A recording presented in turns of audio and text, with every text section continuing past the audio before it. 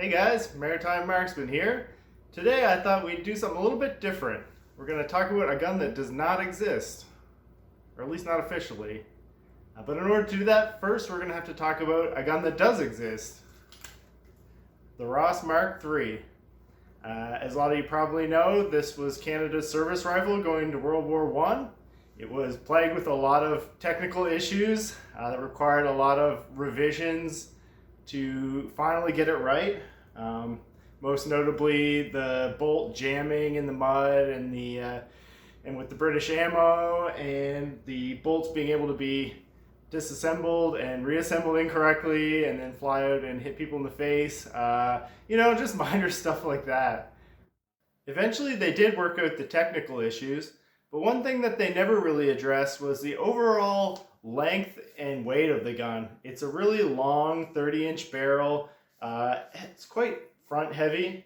The barrel's a heavy profile, so it's a big, long, awkward rifle to be trying to maneuver around the trenches in World War I.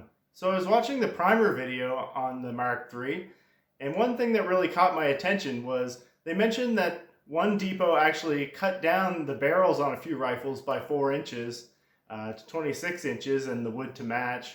And they said it basically made it a lot nicer to handle, a lot better balanced, and the rifles were actually really well received.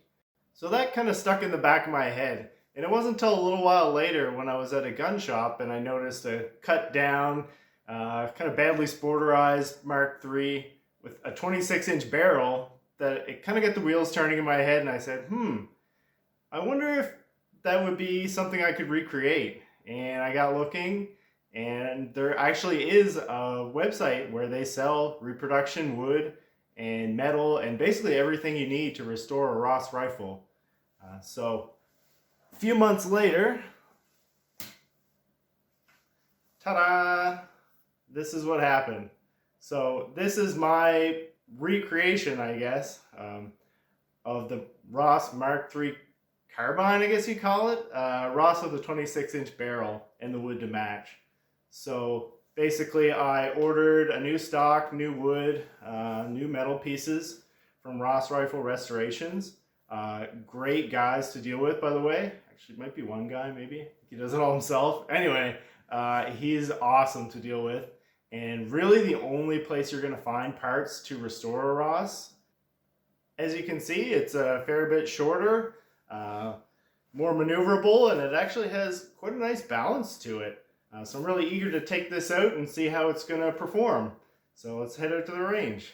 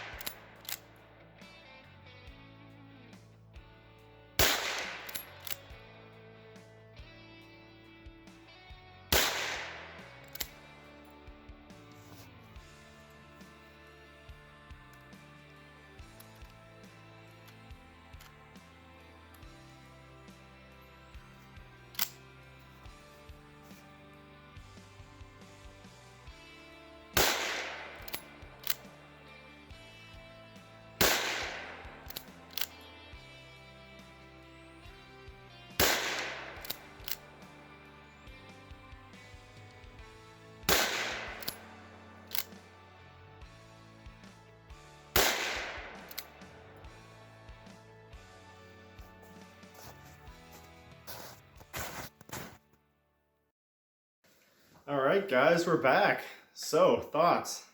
I have to say, if I somehow found myself transported to the trenches of World War One, this would probably be the only Ross rifle that I immediately would not discard for an Enfield. I think that's really the best thing you can say about it. Basically, it kind of takes all the features that they incorporated into the Ross over many iterations, and basically just kind of refined it into a rifle that you'd actually want to use in most situations, I would feel, in World War One. It's balanced really nice. It shot beautifully, accurately. The bolt is just so smooth. Yeah, basically this is kind of the ultimate evolution of the Ross, and it's sad to see that it never really got a chance to be fielded, and kind of basically goes down in history as a rifle plagued with issues. But as usual, I guess, dollar short and a day late. Anyway, I thought it was really cool to be able to kind of recreate the rifle that never was and see what could have been. Thanks for watching, and we'll see you next time.